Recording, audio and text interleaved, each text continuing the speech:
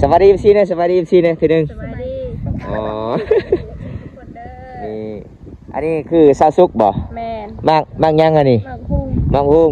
ภาษาไทยมากแล้วก็เนาะ ผู้กลางนี่สิว่าจังไดสบายดีเด้อสบายดีสาวยังเจ้าเสาร์อาทิตย์เสาร์อาทิตย์วันอาทิตย์เนาะทางนี้เด้สบายดี สบายดี สิว่าจังไดเจ้าเอาพุธสาววันพุธโอ้ สาววันพุธวันศุกร์วันอาทิตย์โอ้แสดงว่า3เช้านี่ไปนำกันตลอดเลยเนาะอ๋อผู้สาว3คนนี่แม่นผู้ใดโสด3คนนี่นะโสดเบิดโสดบ่โสดจักเปอร์เซ็นต์100%โอ้โสดจนกินมังคุงเนาะ วันนี้ก็นี่ได้ผู้สาวแล้วบ่แล้วอ๋อใส่แต่เกลือปิ้งนัวลี่บ่แม่โอ้เอาตอนนี้น้องๆก็สิแล้วเลยเด้อทุกคนน้องก็สิกินแล้วกินไปเลยมันก็สิแซ่บเด้อทุกคนเลยมาเด้อเอาสิน้ำเบิ่งกันเด้อสาสุกน่าสิบ่ล้างมือย้อนมาเด้อทุกคนมากินน้ำพุงน้ำกันเด้อนี่กับสาวพุธกับสาวอาทิตย์เด้อ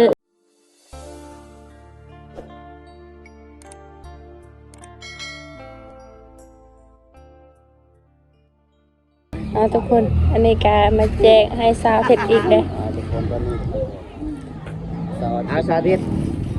มีที่ให้อีพ่อเด้อไปเลยเหรอฮะปลาแทให้พ่อเด้อนี่น้องเด้อจะบ่มีน้องบ่ถ้ามีโอกาสหน้าอากาศสีมาแจกให้น้องเด้อเสียผ้าเด้ออีกบ่โดนอีกประมาณยัง 2-3 มื้อก็สิได้เสื้องามๆไปสิให้เจ้าเสื้อกันหนาวเอาให้พ่อเจ้าเด้อเรือที่ส้มทุกคนเด้อเรือที่ส้มอันนี้ก็แม่เพิ่นรับแค่1เวลาใส่กุ้งเลยมีดาวเด้อเวลาไปทำป่าเด้อลงเลยคักแล้วเอาเลย เอาตอนนี้บำตากับสิให้ตั้มข่าวให้ลูกจ้าเด้อมันแล้วทุกคนเลยอันนี้ก็สิเอาบ่เศร้าถือก็สิเอาบ่ส่งอยู่บ่เอาและเวลาเจ้าไปอาบน้ำใส่ไปเลยไม่ต้องเลยเช็คไปเช็คมาชุดไทยบริพอ3ชุดนี้มีแต่ส่งอย่างเดียวโอกาสหน้ากะบอมตากะสีมาแจกกันใหม่พี่น้องเพราะว่าเครื่องนี้กับเครื่องไอใหญ่เพิ่นจากบ้านน้องวิไลเมืองนองเพชรนาเขตอาจารย์โซเวียตไอบอมตามาทำบุญกันแล้วก็ทำงานเฮามาทำบุญกันมาเลาะทุ่งได้ก็ได้เด้ทุกคนก็คือสาวอาทิตย์เด้ผู้สาวสไลด์ตะมอพยมเนอะสไลด์กะมอกลัวกันได้กลับจะกระลวงล่ะชอดเลือกควรใช่อะไรไอ้เปาะเด้อปลาหมาอะไรมันเลยกี่กันยอดไออันนี่ชอดถึงกระลวงเถอะนี่ทุกคนก็คือสาวเท็ดเด้สบายดีสาวเท็ดสบายดีคือคอยแท้สาวเท็ดเป็นยังเจ้ามือนี่ป้าเธอเรากระวัดบอกเปล่าฐานะยังโสดบ่คอยไปมือนี่ยังโสดนะจัก%100%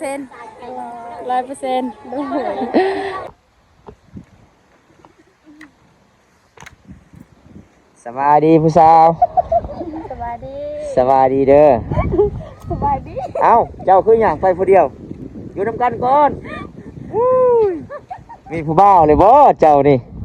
สวัสดีซีเนี่ยสวัสดีซีเนี่ยทีหนึ่งสวัสดีอ๋อคนเด้อนี่อันนี้คือซาซุกบ่แม่นมากยังอันนี้มากฮุ้งภาษาไทยมากแล้วก็เนาะ ผู้กลางนี่สิว่าจังไดสบายดีเด้อสบายดีสาวยังเจ้าเสาร์อาทิตย์วันอาทิตย์เนาะทางนี้เด้สบายดีสิว่าจังไดเจ้าสาววันพุธโอ้ สาววันพุธวันศุกร์วันอาทิตย์โอ้แสดงว่า3เช้านี่ไปนำกันตลอดเลยเนาะอ๋อผู้สาว3คนนี่แม่นผู้ใดโสด3คนนี่นะโสดเบิดบ่โสดจักเปอร์เซ็นต์100%โอ้โสดจนกินมังคุงเนาะ น้องไปกินอยู่เฮือนไผเฮือนซาซุกบ่มื้อนี้อ้ายขอไปนำได้บ่น้องได้เนาะเอาทุกคนจังได้กะไปติดตามชมกันทุกคนมื้อนี้บำตากะสิพา FC ได้รับชมตามติดสาวลาวเมื่อวานนี้ไปอยู่ไสเฮือนเจ้า บ่แม่นมาพุ่งจะไปลักเอ้าบ่ผู้สาว3คนบ่เอ้ยผู้สาวจักสิเว้าหยังภาษามังกรเดียวมันตากับบ่ฮู้เด้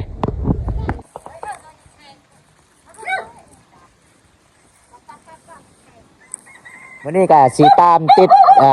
สาวลาวด้วยทุกคนวิธีเขาเจ้าตำมะพุงแบบใดเขาเจ้าใส่หยังแน่สูตรสาวลาวอันนี้บ่เอาบ่ใบนี่บ่ใบบักยมนี่เอาไหมกินกับส้มแซ่บได้เอาตัวอ่อนๆนี่ทุกคนบรรยากาศเคสนบทเห็นบ่ในชนเผ่าบรูโอ้ผู้สาว3คนนี่ลักเอาเลยเนาะบ่ได้ข้อเลย เห็นแล้วก็ลักเอาเลยเด้อทุกคนหมู่บ้านเขาเจ้าก็ประมาณสักนี้เด้อพี่น้องม่วนเนาะชนบทบ้านเฮาเนาะอยากกินหยังก็เอาเลยเนาะโอ้แบ่งปันแบ่งกันทุกคนพอดีแล้วมันลายแล้วนั่นน่ะกินบ่เบิดไปกลับ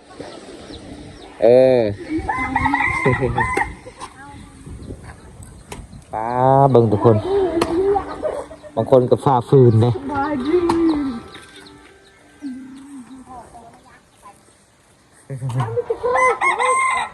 โอ้ฝ่าฟืนเนาะบ่มีลูกไผ่บ่เจ้าบ่เอาเพิ่นว่าบ่มีเบิ่งทุกคนนี่แม่เฒ่าเพิ่นเบิ่งแม่เชื่อกายะได้แต่ผัวเพิ่นว่าเพิ่นก็ฝ่าฟืนเลยทุกคนนี่ล่ะพี่น้องวิถีชีวิตบ้านเฮาคันบ่เฮ็ดก็บ่มีอีหลีเด้อทุกคนนี่ต้องเฮ็ดต้องสู้ชีวิตเด้อทุกคนดำรงชีวิตในบ้านนอกบ้านนา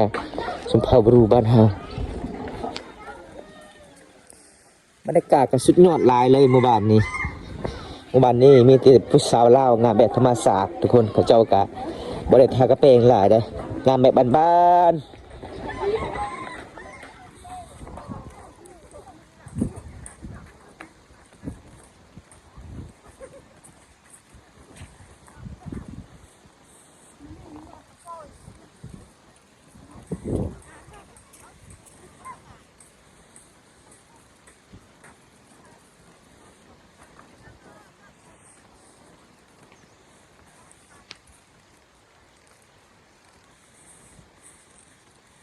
ปลาคักแล้วเนาะจะขึ้นเนาะสะพุดเนาะ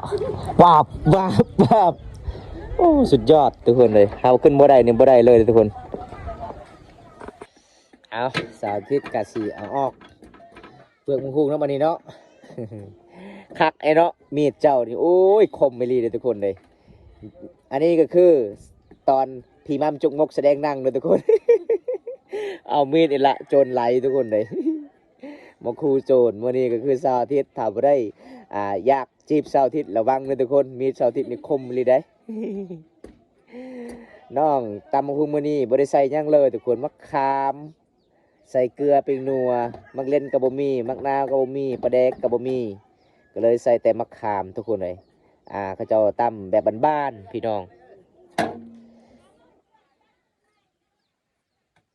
ได้สูตรเจ้าแล้วเลยบ่ยังจะทายังทามะขามอ๋อก็เลยคิดว่าจะทาค่อย เอาส่วนสาวสุกกะตำแจ่วเลยทุกคนตำมักเฟสเบิ้งมักเฟสนี่โจปลูกมาที่ไห่บ่น้องแมนอ๋อมักเฟสกระลายเลยเนาะมะเขือนี่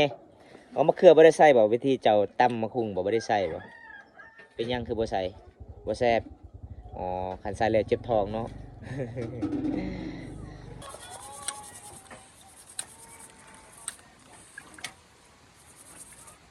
ล้างอันนั้นน่ะสุกๆจะเฮ็ดยังไอเดียนอร์อ๋ออันนี้คือสำหรับสิคุณมะคุงบ่โอ้ทุกคนส่วนหลายเขตนี้เขาจะมาขูดได้กินสมมะคุงต้องขูดก็คือเอาผ้ามาปาดแล้วก็จึงแสบอันนี้ส่วนหลายเขาจะมาขูดใส่ทุกคนมันเป็นอ่อนๆทุกคนมันเป็นเส้นเห็นบ่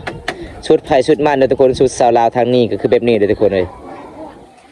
บรรยากาศเห็นสัตว์บ้านช่องเขาเจ้าโอ้แบบโบราณเลยทุกคน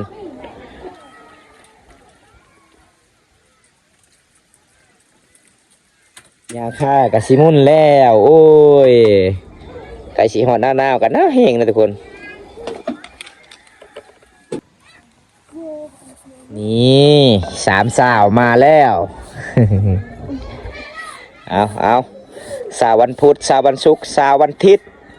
มีสามสาวมีตีวันกับวันเลยทุกคนนี่สูตรแบบบ้านๆเลยเขาเจ้าตำบักหุ่ง14เด้อ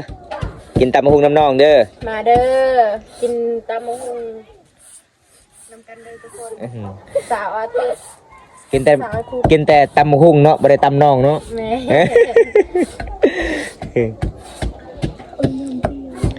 อ้าวเพิ่นว่าเฮ้ยน้ำปิลมีหยังเฮ้ยน้ำปิลมะขามลายบ่วันพุธ ลายมะเพชร ลายมะเพชรอ๋อเอานี่ทุกคนเห็นบอกเขาเจ้ามักกินส้มกินเมียงกินตำมะฮุงเขาเจ้ามักเส้นๆแบบนี้เลยเห็นบอกทุกคนเขาเจ้ามาขูดแสดงว่าสูตรเช้าวันพุธนี่เพิ่นไปเอามะขามสูตรเช้าวันอาทิตย์นี่เพิ่นก็ขูดมะฮุงสูตรที่สุดก็คือซาวซุกเพิ่นปรุงแต่งได้ ข้าบ่แซ่บนี่น่าจะเอาซาวซุกโยนลงเฮือนเลย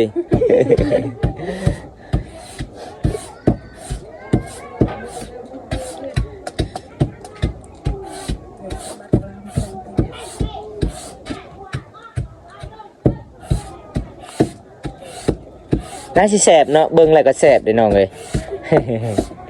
น้องๆ3คนนี่ล้างมือเลยบ่ก่อนสิเฮ็ดส้มนะ คนเลยปกติน้องๆกะ ในน้ำปลา น้ำหยังนั่นน่ะน้ำหยังน้ำปลาแดก โอ้ปลาแดกนี่คักเลยทุกคนนั่งเปล่าอย่างเดียวเลยมันนั่งน้ำพี่น้อง น้ำเปล่าอย่างเดียวเลยทุกคนก็จะเอามาใส่เลยแบบบ้านๆน้องนอนตะสุดกับตัวเมืองก็เลยบ่มีปลาแดกมาใส่เอาจังได้กระแซบเนาะเกมแบบบ้านๆบ้านเฮากับชาวบ้านเฮาดำรงชีวิตแบบเดิมๆเกมแบบธรรมศาสตร์เลย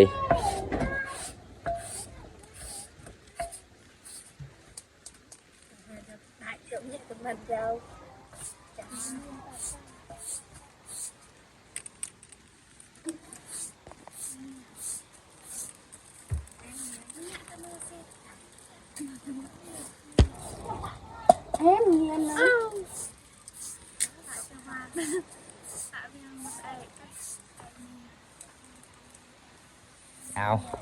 ภาษาคาเขมรด้วยทุกคนนี่ได้ผู้สาวแล้วบ่ แล้ว อ๋อใส่แต่เกลือปิ้งนัวดีป่ะ แม่ โอ้เอา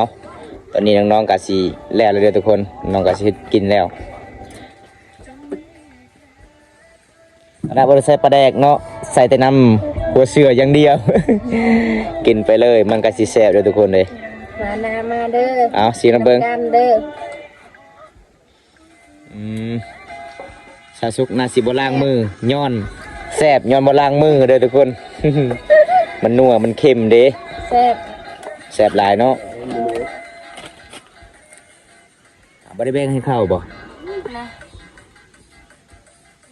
มีแก้วแม่งก็ได้ผัวแก้วแม่งก็ได้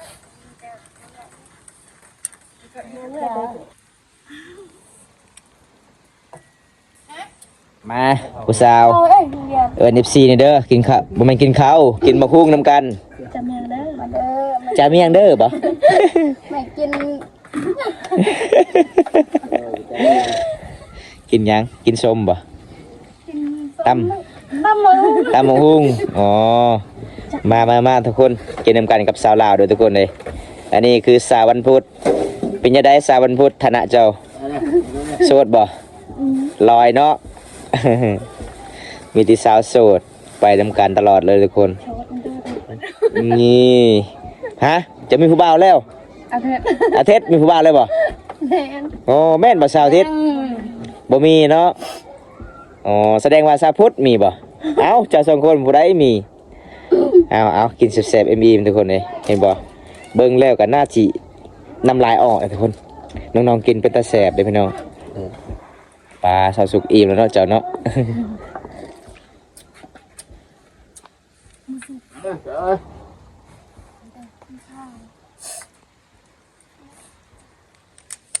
มาเด้อทุกคนมากิน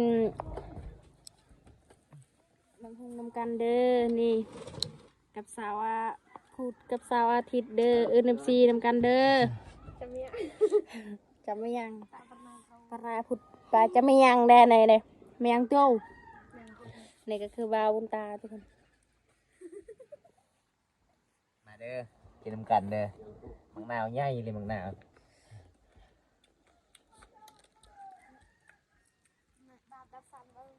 เอาทุกคนหลังจากสาวสุกกิน